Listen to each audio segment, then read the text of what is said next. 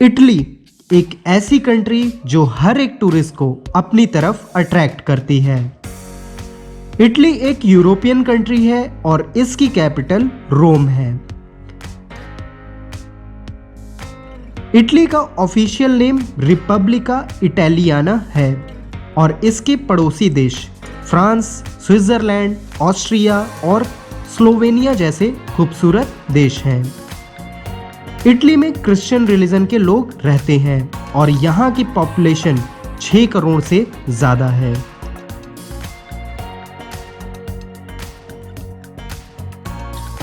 Italy की currency euro है और 1 यूरो के बदले अप्रॉक्स 86 रुपीस देने पड़ते हैं।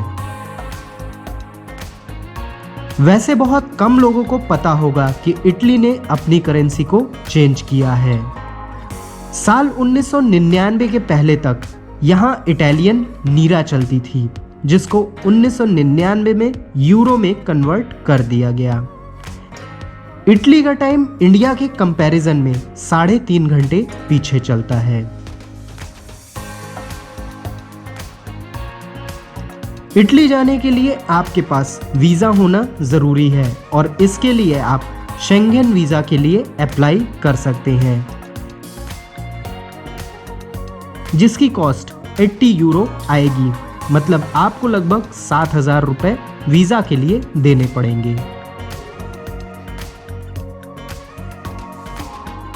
इटली जाने के लिए आपको रोम की टिकट करवानी होगी, क्योंकि रोम का एयरपोर्ट ही इटली का सबसे बड़ा एयरपोर्ट है और रोम के लिए दिल्ली और मुंबई से फ्लाइट की अच्छी फ्रीक्वेंसी है।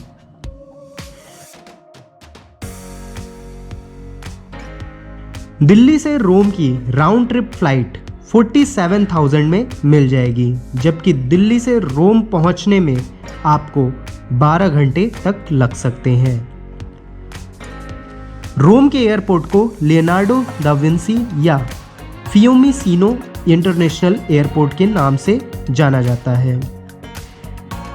इटली में कई सारी फेमस सिटीज़ हैं, जैसे रोम, वेनिस, मिलान, नेपल्स और फ्लोरेंस, और इन सभी जगह घूमने को काफ़ी कुछ है। इटली के वेनिस सिटी का नाम आपने ज़रूर सुना होगा। अगर नहीं सुना है तो आपको बता दूं कि ये सिटी 100 से ज़्यादा स्मॉल आइलैंड को मिलाकर बना है और यहाँ पर कोई रोड नहीं है, बस है तो केवल कैनाल, और सारा ट्रांसपोर्टेशन बोट के थ्रू ही होता है और इस बोट को गोंडोलियर या गोंडोला के नाम से जाना जाता है। अगर आप गोंडोला राइड लेते हैं तो आपको 40 मिनट के मिनिमम 80 यूरो तक देने पड़ते हैं, मतलब लगभग 6900 रुपीज़, और इसमें मैक्सिमम 6 लोग एक बार में बैठ सकते हैं, मतलब पर पर्सन 1000 रुपये से ज़्यादा का खर्चा आएगा। वेनिस में घूमने की कई सारी प्लेसेस हैं, जैसे कि Saint Mark's Square, Rialto Bridge, Doge's Palace, Bridge of Sighs. पर इन सबसे खास है यहाँ के गोंडोला से पूरे सिटी का टूर। कुल मिलाकर वेनिस आपके लिए पैसा वसूल सिटी है और यहाँ आप 1 या 2 दिन रुक सकते हैं।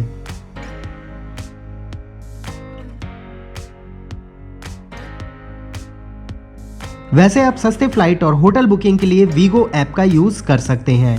वीगो हंड्रेड्स ऑफ फ्लाइट और होटल बुकिंग वेबसाइट्स को कंपेयर करके चीपेस्ट फेयर शो करता है, जिसमें online travel agent website, Cleartrip, Yatra और डायरेक्ट फ्लाइट बुकिंग वेबसाइट्स जैसे इंडिगो, स्पाइस जेट और होटल के लिए एयरबीएनबी और booking.com जैसी वेबसाइट्स इंक्लूड है।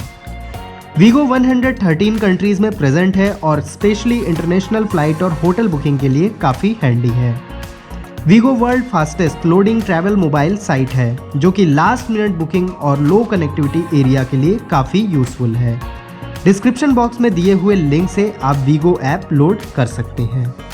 अब बात करें इटली की राजधानी की, तो यहाँ पर तो बहुत सी टूरिस्ट प्लेसेस हैं और हज़ारों सालों से ज़्यादा पुरानी यहाँ कई सारी हिस्टोरिकल बिल्डिंग्स आपको देखने को मिलेगी और उन्हीं में से एक है कोलोसेम। ये इटली की मोस्ट पॉपुलर प्लेस में से एक है और ये अपने हिस्टोरिकल लुक की वजह से काफ़ी पसंद की जाती है। ये बिल्डिंग 70 AD में बनी थी और कई हॉलीवुड मूवीज़ में इसके सीन भी हैं। यहाँ का एंट्री टिकट 16 यूरो है, मतलब लगभग 1376 रुपये। इसके साथ ही रोम का ट्रेवी फाउंटेन भी काफ़ी फेमस है और यहाँ पर भी आपको हिस्टोरिकल लुक देखने को मिलेगा और ये प्लेस पूरी तरह से फ्री है।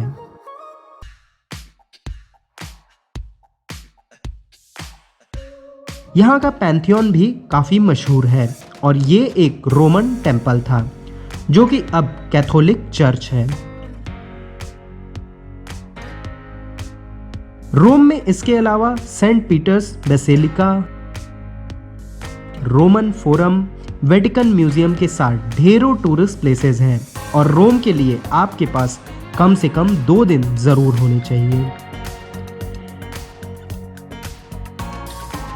इटली में ही पिसा की मीनार भी है जो कि एक झुकी हुई बहुत ही पुरानी टावर है। ये टावर पिसा डिस्ट्रिक्ट में पड़ती है और यहाँ की एंट्री फीस 18 यूरो मतलब अप्रॉक्स 1550 रुपये है। लेकिन इटली की असली खूबसूरती देखनी है तो आपको इसके लिए अमाल्फी जाना पड़ेगा जो कि समुंदर के किनारे बसा एक छोटा सा टाउन है और इसके पास में ही पोसिटानो नाम का विलेज भी है।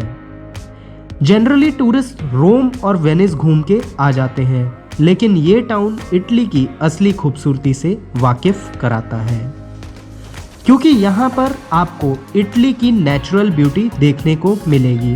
साथ ही आप यहाँ बीच पर टाइम स्पेंड कर सकते हैं और हाइकिंग के अलावा कुछ एडवेंचर एक्टिविटी भी कर सकते हैं।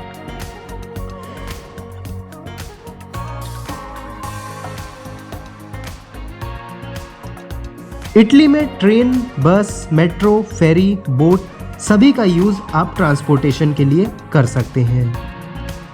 एक सिटी से दूसरी सिटी जाने के लिए यहाँ ट्रेन सबसे अच्छा ऑप्शन होता है।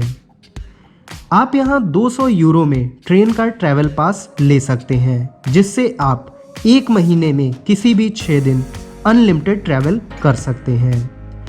अगर आप रोम में घूम रहे हैं तो भी आप यहाँ का ट्रैवल पास ले सकते हैं जिससे आप बस, ट्राम या मेट्रो की अनलिमिटेड राइड ले सकते हैं। ये पास 24 आवर्स के लिए 600 रुपये तक में मिल जाता है। यहाँ टैक्सी का बेस फेयर ही 6.5 यूरो मतलब अप्रॉक्स 550 रुपये है। इटली के होटल के प्राइस अलग अलग सिटी के अकॉर्डिंग वेरी करते हैं। रोम में होटल आपको 3 से 4 हज़ार रुपये पर नाइट में मिल जाएगा, वहीं अमाल्फी में 5 हज़ार रुपये तक मिलेगा।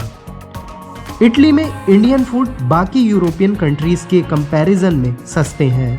यहाँ नान रोटी या चपाती आपको 160 रुपीज़ से 200 रुपीज़ तक में मिल जाएगी, जबकि आप अगर एक बाउल दाल भी लेते हैं तो 7 से 10 यूरो मतलब अप्रॉक्स 600 रुपये से 800 रुपये में मिलेगी।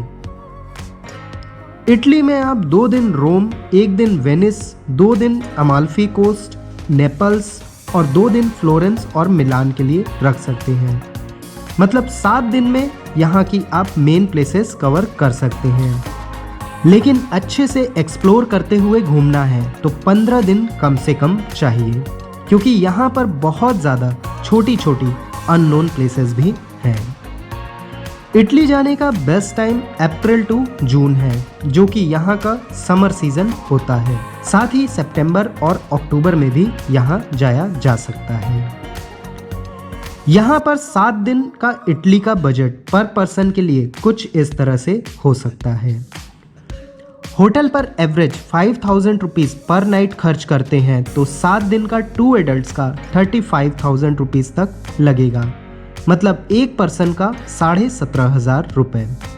जबकि फूड के लिए आपको हर दिन के 4,000 रुपये तक देने पड़ सकते हैं, मतलब 7 दिन के 28,000 रुपीज़।